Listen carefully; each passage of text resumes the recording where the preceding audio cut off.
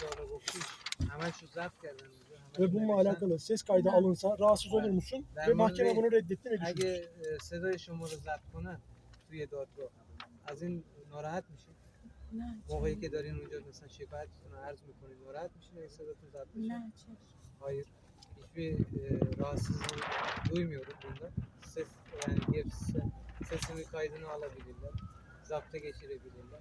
Her dediğimi burada aynen yazabilirler. Burada peki mahkeme heyetinin inancını zedeledi mi senin beyanlarının eksik bir şekilde geçilmesi, ses kaydını alınması? Mahkeme صداتون رو sürecine ضبط ben نکردن. اینکه شما رو مثلا میگم یه عالمه حرف زدین میگه 4 کلمه‌شو نوشتن از این ناراحت شدین. Çera narahat neşelim Neden olmayız? Gerçekten zedelendik. Son olarak da biz zaten beyan ettik. Mahkemenin vereceği kararla alakalı düşüncen ne? در مورد قراری که تصمیمی که محکمه گرفته چه نظری دارید؟ چه فکری دارید؟ Ama nefti ma ki ne gerefte ki teslim gerefte ve nefti ona gerefte.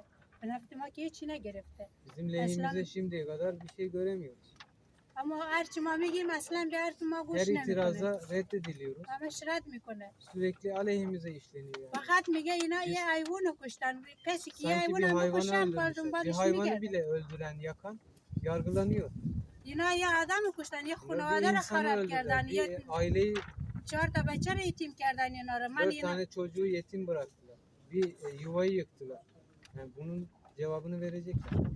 ama inam ayında daran inam Bu harcı çocukların daran geleceği inam var. Bu merizi daran. çocukların Man harçlığı var. Bir çocukların hastalığı var.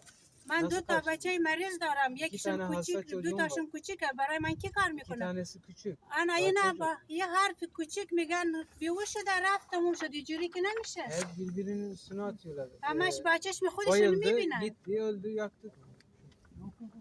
همش با چشم خودش میبینن که چجوری کشته شده تو زندانش Hepsi همه görmüşler. چیز Hepsi orada Malum bir şey. hazır bulunmuşlar.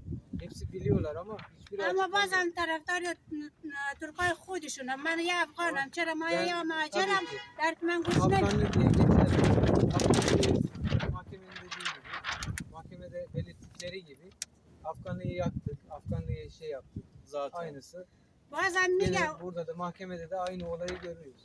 بازم اونا میگن یعنی همون قاتلا چی اکانتینا میگن من دلم برای بچه ها میسوزه اما جای خودشون جای من بذاره که بچه های من چی حال دارن پشت پدرشون دلشون نمیسوزه از زنش بپرس جای خودش یعنی خودش جای من بذاره چجوریه یا چند روزی که تو زندان است چجوری اینا منو نگاه کاش شوهر من تو زندان می بود من اصلا فکرشان hapisseler. نمیکردم Gelip de çocuklarını gerçekten şey olduk, üzüldük ve bundan çok üzüntü duyuyoruz diyorlar. Kendilerini bizim yerimize koysunlar. Eşlerini sorsunlar.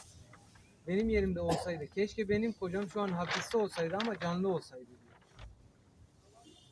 Teşekkür ederim. Sağ olun.